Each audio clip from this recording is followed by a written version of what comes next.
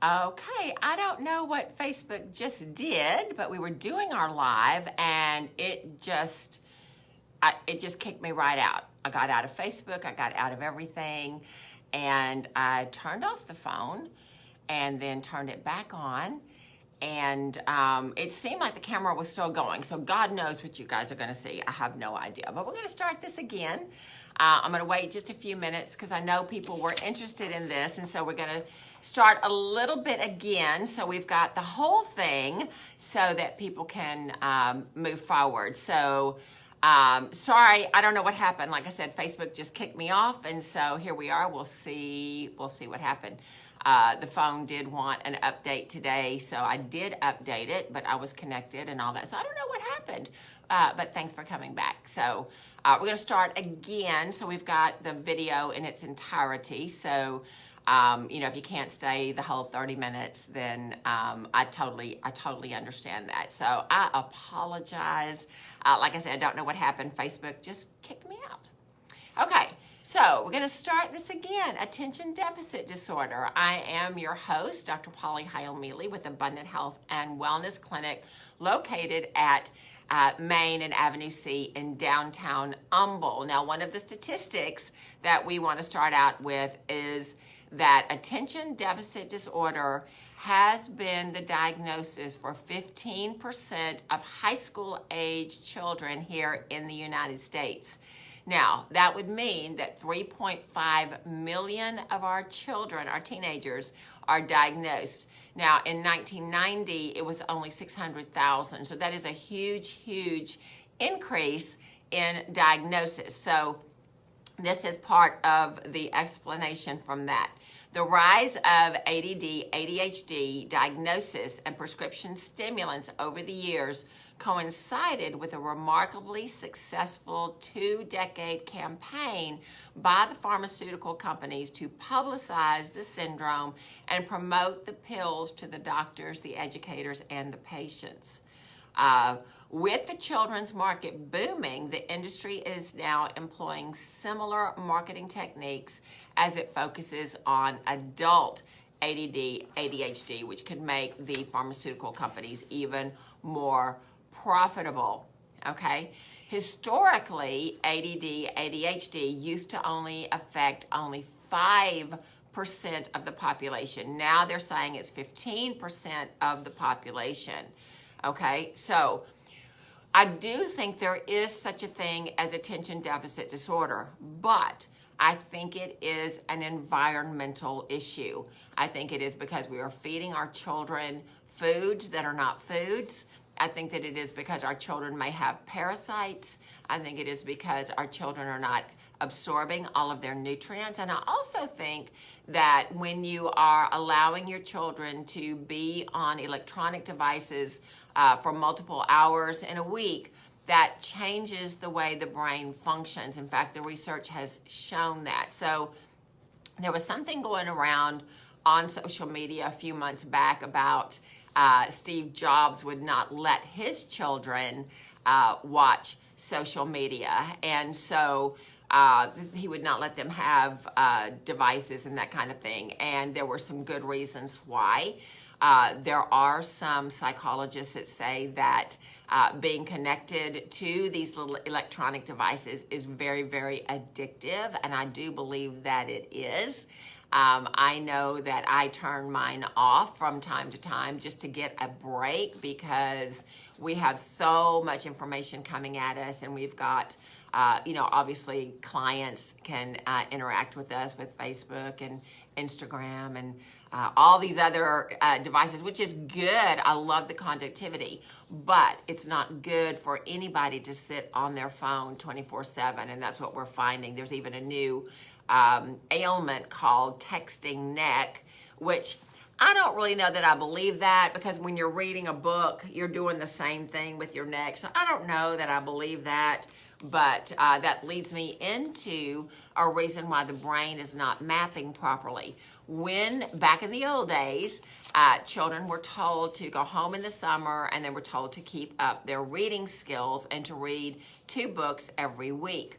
the local libraries would have reading competitions, and you would, as a parent, you would take your children to the library, they'd get the books, they'd go back every week or every other week, whatever your schedule would allow, and they would read the required number of books so that their reading comprehension and their reading ability stayed focused. Now, one thing that we see when you read, you are moving your eyes systematically in a left to right linear fashion. When children are on electronic devices, it is whatever color is the loudest, the brightest, it's whatever movement is the sharpest that's going to get that child's attention. So we're actually training the brain not to be focused. So I just want to throw that out there, okay? So behind the growth of the diagnosis is the drug marketing that has stretched the image of classic ADD, ADHD to include relatively normal childhood behavior such as carelessness and impatience. They also have overstated the pill's benefits. Advertising on television and popular magazines like People and Good Housekeeping has cast common childhood forgetfulness and poor grades as grounds for medication that, among other benefits, can result in schoolwork that matches intelligence. Now, that's kind of the tagline that's on that. The Food and Drug Administration has cited every major ADD, ADHD drug, stimulants such as Adderall, Concerta, Focalin, and Vyvanse, also Statera, for false and misleading advertising since 2000. So this is what you're not getting because they're not publicizing that on the media. So that's just one of those things. So you need to know what you're looking at. So the publicized research, doctors are being paid to write these reviews in the peer-reviewed journals, and they're encouraging physicians to make diagnosis that is often resulting in overdiagnosis. So one of the things that you want to know is profits from the ADD, ADHD drug industry has soared. So in 2012, the profits for ADD drugs was $9 billion, okay? So just a decade before, the profits from the ADD, ADHD drugs was only 1.7 billion. So from 1.7 billion to 9 billion is a huge increase. It's almost $1 billion per year. Okay, so that's according to the data company IMS Health. So you can look that up. Okay, so the pharmaceutical executive who introduced Adderall in 1994, okay, says that this drug is a nuclear bomb in the brains of the children. So this is from the doctor or the executive who introduced Adderall. He opposes marketing of stimulants to the general public, okay? So that's some information there. Let me just see. Like most psychiatric conditions, ADD, ADHD has no definitive test, right? Most experts in the field agree that the symptoms are open to interpretation by the patients, the parents, and the doctors. The American Psychiatric Association, which receives significant financing from drug companies, has officially gradually loosened the official criteria to include normal childhood behavior, such as makes mistakes. Now, I had said this earlier, that if your child has been diagnosed with attention deficit disorder, then your child is probably very, very smart. The child is able to do these problems, math problems, or even word problems in their brain, and they don't feel like they need to do all the quote-unquote busy work because they have the right answer, and that is in most cases correct, but they are very careless. The tiny childhood brain has just not developed significantly to be able to mentally carry that one in addition, and they're not mentally able to remember without the practice to capitalize and put your punctuation in and that kind of thing. And this is why practice is so important. So we want to make sure that we understand that, okay? Let me see some other statistics. Okay, so these drugs, these attention deficit disorder drugs, are classified by the government to be among the most abused substances in medicine, largely because of their effects on concentration and mood. Overdosing can cause severe heart problems and psychotic behavior, okay? And so we need to understand that. There is a statistic here that I want to share with you. Okay, so Dr. Dodson, D-O-D-S-O-N, and you can find this in ProPublica on his on that website, ProPublica. Dr. Dodson is a paid doctor to promote these drugs. He has earned $45,000 in speaking engagements from the pharmaceutical companies in just 1 year. So, you know, if I was going to make close to $50,000 extra a year by going out and telling the public that, hey, I'm a doctor, and hey, I think this drug could help your children, then, you know, it would be really beneficial to me to do that. Why? Because I'm going to be $50,000 per year richer. So you just have to kind of think about what is the motivation in this. So a Senate investigation revealed that Dr. Biderman's research on many psychiatric conditions had been substantially financed by the drug companies. These companies paid him $1.6 million in speaking and consulting fees, even though he has denied those payments. So, you know, you have to see what's going on here. So let's talk about real case scenarios. We've got people that are in school. We've got our children that are in school. I've got grandchildren in school. And so you're going to get that phone call. And I have been the teacher. Remember, I did my master's degree on attention deficit disorder. And so I am kind of an expert on that. And so as a teacher, I know that there are children who cannot sit still. And I will tell you, most of the time, those children are just bored. I will tell you, a lot of times the teachers just want to have a quiet classroom with no disturbances so they can get through their lesson plan, give out that information, and hope that the children absorb it. Well, I will just tell you, children, if you have a class of 20, 25 children, maybe even larger today, I'm not sure what the exact size is, but you're going to have children all across the spectrum. You're going to have your really, really bright children that are able just to take what you say and process it and get the work done in record time.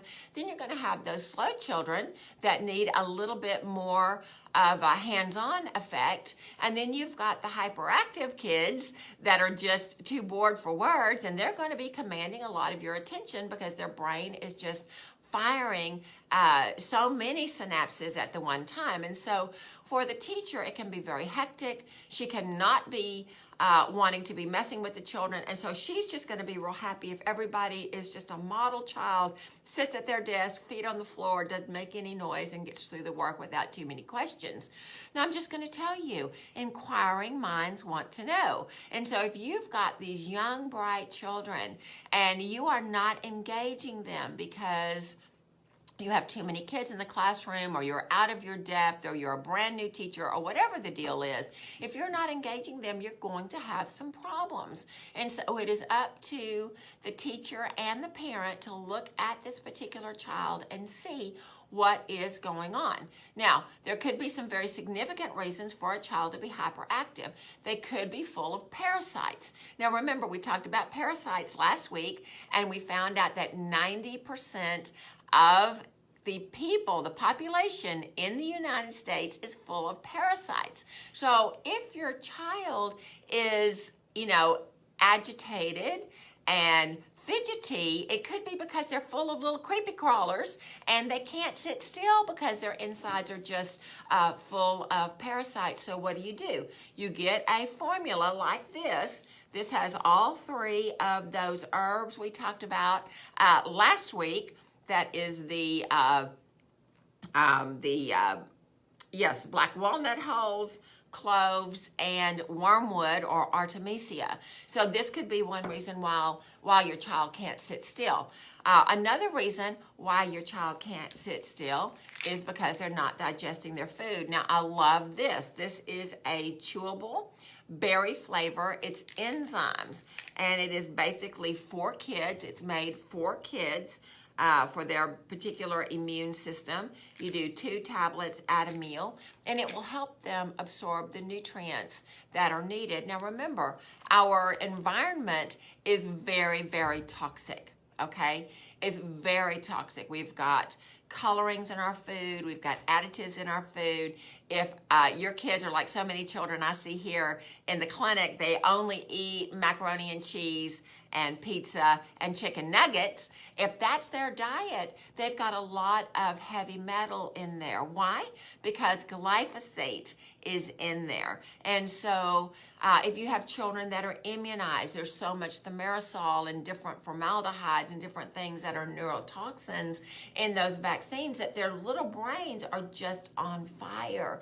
And so if that's the case, we've talked about this before, this is our really good omega-3 product.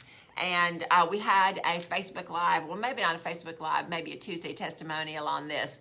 And we had one parent who had called in, and the parent was giving her child fish oil, and the fish oil was 100 milligrams per tablet. She was giving him 1 tablet per day, not seeing any improvement at all. Well, this particular fish oil has over 1,600 milligrams, right? So it's way, way more than the child was getting. And we recommended, because this kid was really fidgety, we recommended that the mom start with 4 capsules a day. And she did. And within 24 hours, she saw quite a huge improvement in her child's behavior and in the way that the child was processing information and the way his test scores. So this child had always been very, very good on tests and making very, very high grades. This year, not so much. And she saw a definitive difference when she put him on this particular product. So we actually have this child on a parasite formula again, as well, because this child is outside all the time. This child loves animals. This child is in the dirt.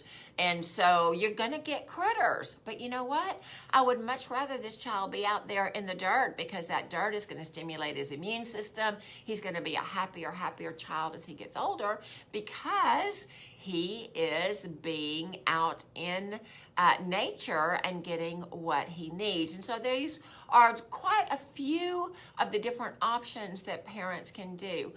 There is a doctor who has said that just like there is an opioid crisis right now, that in 10 to 15 years we may see that there is an attention deficit crisis because these drugs are being overprescribed to our children. Now, I will tell you, as a teacher, I spoke to many of the high school children that were taking these drugs, and you know what? They almost all reported as having very, very depressed episodes and even suicidal thoughts. And so if you read the patient information on these attention deficit pharmaceuticals, you will see that one of the things to look out for, one of the warnings, is that the children could indeed become very suicidal and depressed. And so why do we even want to put our children through that, right? There are so many things that we can do. We can stop feeding them processed foods.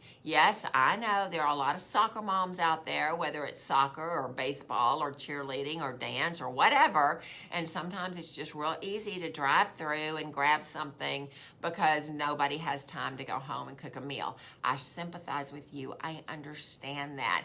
I was one of those moms, especially after my husband died, when the children were in their busy sports season. It was not unnatural for us or out of the ordinary for us to go by CC's because it was all you could eat for $3, I think it was. And as a widow, my money had to go a long way, and so that was just a real easy way to fill up the children and not too much cash. However, I did not know at the time that I was feeding them excitotoxins that could make attention deficit situations worse. So you want to change their food. Now we've got a real good anti-inflammatory diet that we can post here if anybody's interested in seeing that. I saw a webpage that had the 10 top foods you should not feed children that are hyperactive. So just going to throw that out there. I do think that you want to limit the hours that your children are on social media or that they are playing games, watching YouTubes and that kind of thing. Now, I will tell you, I know that YouTube is like the font of all knowledge, and parents use it to find out how to potty train their kids. They find out all these different things. But when you're letting your child use your phone all the time as a babysitter, you are actually training them to be you're training the synapses in the brain to fire too often, and I would just encourage you not to do that.